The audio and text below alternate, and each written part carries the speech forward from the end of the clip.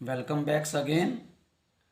तो एक और शानदार video, how to write reference and context and explanation. अब एग्ज़ाम में यानी इससे जुड़ा हुआ आपका एक क्वेश्चंस यानी 6 नंबर का आता है। तो इसमें आपको याद रखना है कि रेफरेंस कैसे दें और कंटेक्स्ट कैसे दें और लास्ट में यानी एक्सप्लेनेशन कैसे लिखें। तो मैंने ये 3 जो स्टांजा इम्पोर्टेंट इस वीडियो में यानी इंक्लूड किए हैं, तो आप इस वीडियो को लास्ट तक ज़रूर देखें। तो चलिए स्टार्ट करते हैं। पहला स्टांजा है, the little old house was out with a little near sad in front at the edge of the road where the traffic sped. तो देखिए साथियों, इसको जैसे स्टांजा की पहचान करनी है तो आप कुछ यानी स्पेलिंग को फिक्स कर दो। जैसे यहाँ पर दिया हुआ है शैड, इसी प्रकार देखो दिया हुआ है स्पैड। अब अगर यही मान लीजिए स्टांजा आ जाता है तो देखिए यहाँ पे दिया रोड साइड स्टैंड। तो ये आपने जो कीवर्ड को पकड़ लिया अ रोड साइड स्टैंड, ये यानी कविता का नाम है। देख लो, ये अगर स्टांजा आता है तो ये रोड साइड स्टैंड ये कविता का नाम है। तो अब आप याद रखेंगे कि कवि का क्या नाम है। तो आपको याद रखना है रॉबर्ट फ्रॉस्ट याद रखेंगे आप। मैंने एक और वीडियो आगे भी बनाया है। अब रेफरेंस जो हमने फिक्स किया था तो क्या लिखेंगे, रेफरेंस आपको लिखना है दी। जैसे रेफरेंस देना इसका तो आप लिखेंगे, रेफरेंस की स्पेलिंग अंदर दी हुई है रेफरेंस, तो आप लिखेंगे the opening stanza from the poem लिखा। फिर उसके बाद में देखिए इस स्टांजा में पोएम का नाम दिया हुआ है अ रोड साइड स्टैंड, और फिर कंपोज्ड बाय तो रॉबर्ट फ्रॉस्ट। अब देखिए सेकंड वाला हम देखते हैं। सेकंड में दिया हुआ है yes in spite of all some sap of beauty moves away the pall from our dark spirits such the sun, the moon, trees, old and young sprouting a saddy bun। तो ये stanza है, इसकी कविता का क्या नाम है, जल्दी से बताएं फटाफट।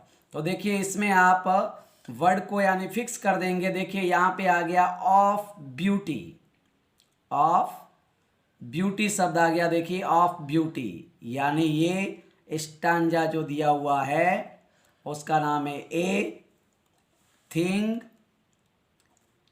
ऑफ ब्यूटी से लिया गया है, ए थिंग ऑफ ब्यूटी।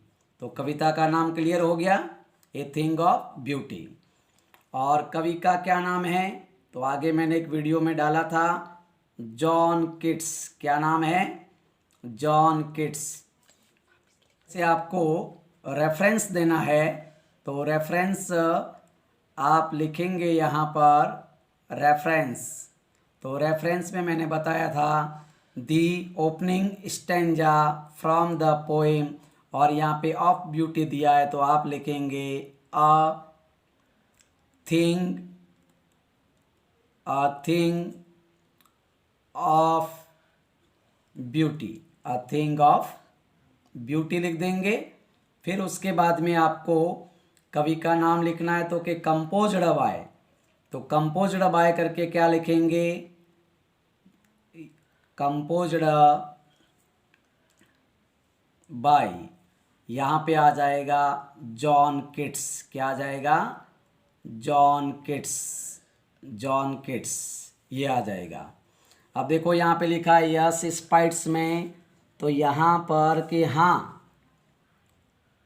इन सब के बावजूद सुंदरता की यानी कुछ आकृतियाँ हमारी जो उदासीन, डार्क स्पिरिट का मतलब उदासीन आत्माओं पर पड़े, पॉल यानी आवरण या पर्दा को हटा देती है। और इसमें कभी सन है, मून है, ट्रीज है, ओल्ड, और फिर यंग, और स्प्राउटिंग, और फिर सैडीबुन। तो इसमें जो छाया देने वाले वृक्षों का भी वो वर्णन करता है। तो अगर प्रश्न आ गया कि कवि ने प्रकृति की कौन कौन सी चीज़ों का वर्णन किया है, तो आप लिखेंगे such the sun, the moon, trees, old and young. Sprouting का मतलब अंकुरित, और सैडीबुन का मतलब होता है छायादार। सैडी बुन का मतलब होता है छाया, और बुन यानी वरदान। अब इसका आपको रेफरेंस देना है, कंटेक्स्ट लिखना है। तो कंटेक्स्ट क्या लिखेंगे आप? तो कंटेक्स्ट आपको ये लिखना है।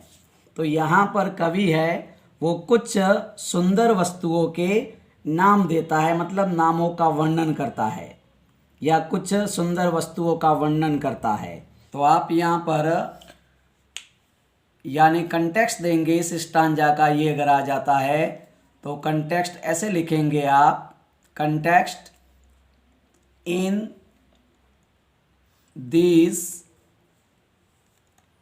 lines the poet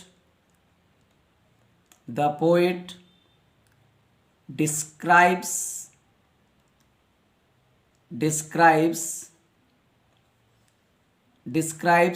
some beautiful,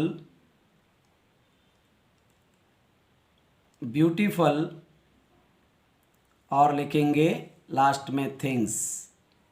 ये आपको कंटेक्स्ट इसका देना है। अब लास्ट वाला हमारा स्टांजा रहा है, वो जल्दी से आप बताएंगे। लास्ट वाला स्टांजा दिया है, perhaps the earth can teach us as when everything seems dead and later proves to be alive. Now I will count up to 12 and you keep quiet and I will go. तो आपको पता चल गया होगा कि ये stanza कौन सी कविता से लिया गया है। तो देखिए आप ध्यान से, यहाँ पर दिया हुआ है कीप क्वाइट। तो कीप का क्या लिख देंगे आप? लिखेंगे कीपिंग। तो यहाँ पर आप इसका रेफरेंस लिखेंगे। रेफरेंस इस प्रकार से देना है, दी ओपनिंग,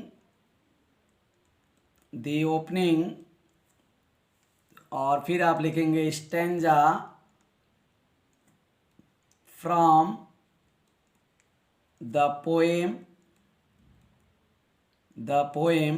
और फिर यहाँ पर आपको लिखना है कीप का क्या बना देना है? कीपिंग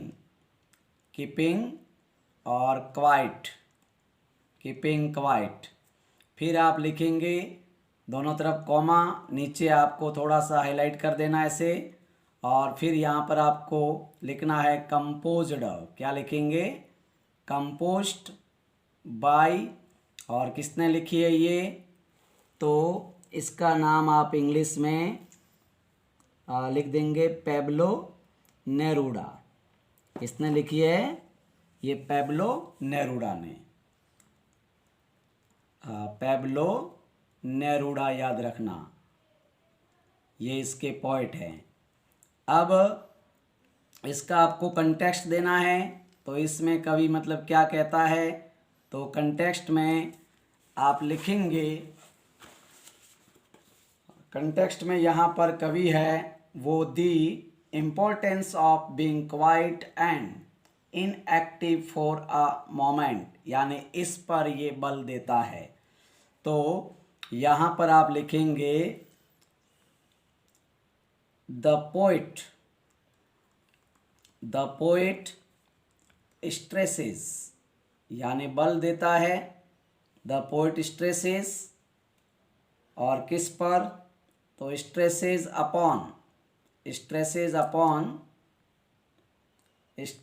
अपॉन द इम्पोर्टेंस यानी महत्व, importance of being being quite यानी चुप, एंड इनएक्टिव यानी निष्क्रिय, और फॉर अ